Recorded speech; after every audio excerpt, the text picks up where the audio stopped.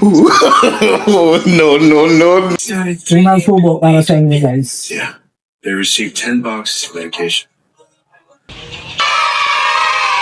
So ayun nga mga kahanap buhay, dahil sa trip kong magluto ngayong araw, tara, samahan nyo akong magluto ng dinakdakan. At ayun nga pala, ayan, gusto kong pasalamatan ang nagbigay ng aking gagamiting pyesa ngayong araw. Ang ninong ni Gaba, ang aking kuya / paring Peter. Maraming salamat kuya, ayan, shoutout sa'yo. Nakakahiya naman, ikaw pa talaga yung nagdala. A few moments later. At ayun nga, makalipas ang 168 minutes, ayan. At kumukulo na, ayan, tinanggal natin yung bula. At nakikita ko lang din sa iba na nagtatanggal sila ng bula. Kaya ako naman, gaya-gaya, tinanggalan ko rin. Habang iniintay natin ang paglambot ng karne, tara, samahan nyo akong ihanda yung magbibigay sarap para sa ating dinakdakan. 2 hours later.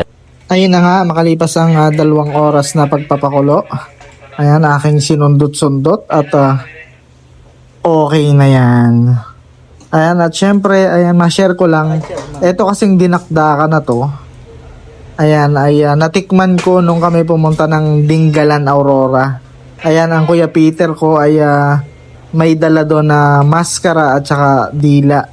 Nagustuhan ko yung timpla niya at nakita ko kung paano niya pinimplahan.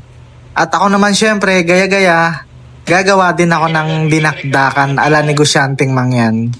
At ayun nga, dahil sa wala kaming ihawan, ayan, dito ko na inihaw sa aming gas stove. Nung una nga, nag-aalinlangan pa ako kung magiging maganda ba yung kalalabasan.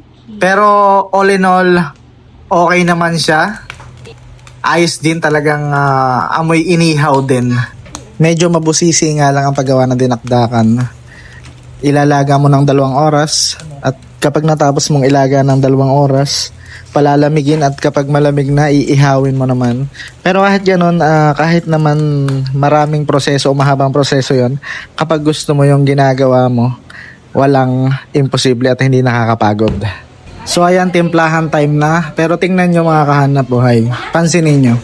Ayan, tingnan nyo, inisa-isa ko pa yung sibuyas na puti, sibuyas na violet, at saka yung sili. Pero pwede ko naman pagsabay-sabayin yun. Ewan ko ba, hindi ko rin alam sa sarili ko. Aray ko. Paminsan-minsan, hirap talaga tayong unawain ng ating mga sarili. Bakit tayo umasa? Bakit natin ibinigay lahat? Bakit tayo nagmahal sa maling tao? Uy, bakit naman napunta dun? Luto lang ang usapan.